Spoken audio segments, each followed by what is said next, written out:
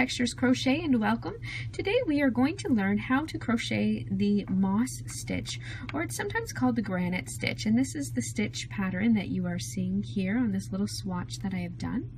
As you can see, when you crochet this pattern, it creates a very solid fabric, so when it's finished, there aren't too many holes. It has nice give to it when you work it in large pieces, depending on the yarn you're using. It also provides nice drape and that kind of thing. You can see that it creates sort of a woven texture, and it's created fairly simply using single crochet stitches and chain stitches. So this is a great stitch pattern to learn if you are a beginner or just looking to increase your stitch repertoire.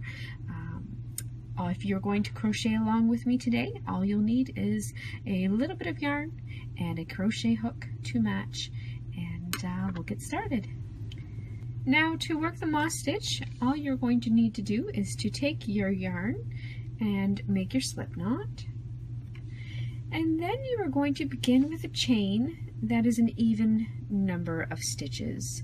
So for today, I'm going to simply chain 12 stitches just to give you a sample idea of how to work this, but any even number of stitches will do for this pattern. 8, 9, 10, 11, 12. Actually, I'm going to do 14 just to make it a little bit longer. So once you have worked your even number of stitches, the first thing that you're going to do is you are going to single crochet in the fourth chain from your hook. So this is the first, second, third, fourth. So in this right here, I am going to work my first single crochet stitch. You're going to follow that by chaining 1, skip the next chain, and then single crochet in the next one. And now you're simply going to repeat that all the way across. Chain 1, skip 1, single crochet in the next stitch. Chain 1, skip 1, and single crochet in the next stitch. And you're going to do that all the way across your starting chain, and you should end with a single crochet in the final chain. Once you come to the end of your row, you are going to chain 2 and turn your work. Now, working across, what you're going to do is, after you have chained 2, is you're going to work your first single crochet stitch in the chain 1 in your first chain 1 space. So I have my final single crochet stitch here from row 1, and then next to it is my chain 1 space. And you can kind of pull your work apart and you'll see just a nice little space there for you to insert your hook. So you've chained 2, you're going to single crochet in the first chain 1 space.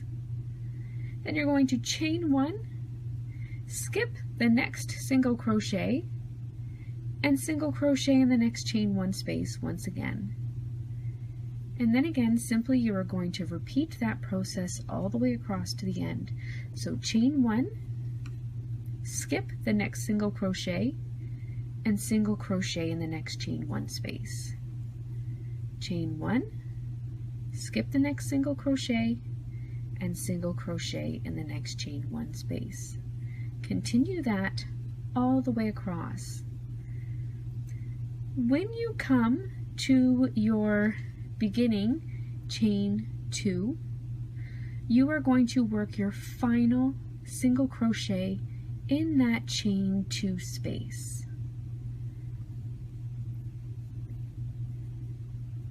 And that brings you to the end of your row.